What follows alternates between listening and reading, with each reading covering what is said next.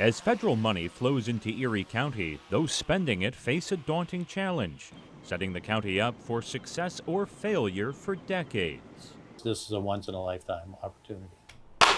It's a huge task one county council members say they've spent the last year preparing for. We knew this money was going to be coming, so we've been working on this for a very long time. The spending starts with a focus on county government, more than $7 million for things like Pleasant Ridge Manor and the Convention Center Authority, both paid for yearly by taxpayers. That's our real priority, is to stabilize in county government all of our institutions that have been destabilized by the COVID crisis.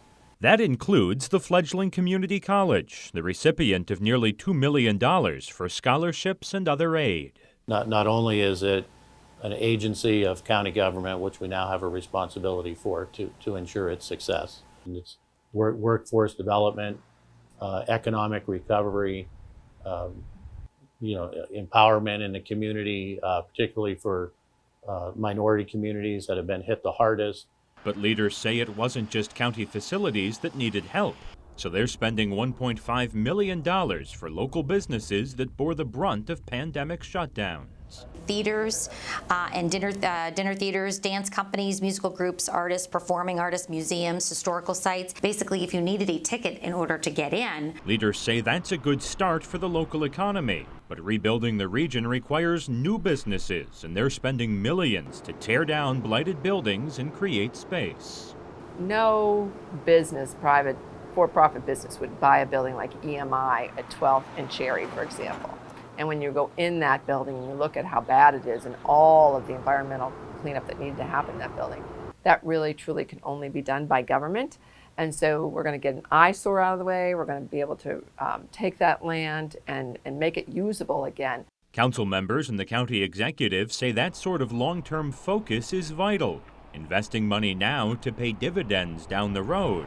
I think that there are some people that don't understand or see maybe the 2, 5, 10, 30-year output of economic development. That is perhaps the hardest part of all of this to understand. Spending that might not pay off for years, like $4 million for so-called transformative grants for any business in Erie that wants to innovate.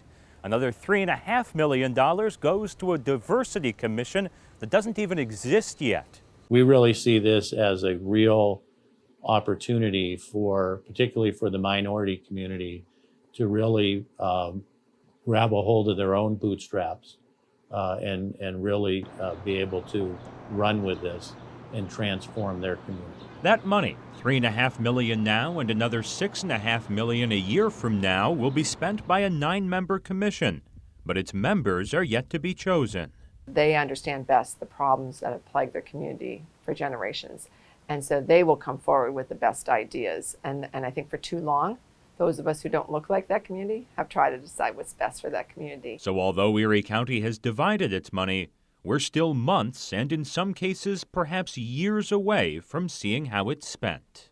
All of this is designed to position Erie and Erie County to be able to move forward as we're coming out of the pandemic, so we can create projects and opportunities that will bring in more tax revenue, more potential jobs, which helps alleviate the tax burden off of all of us.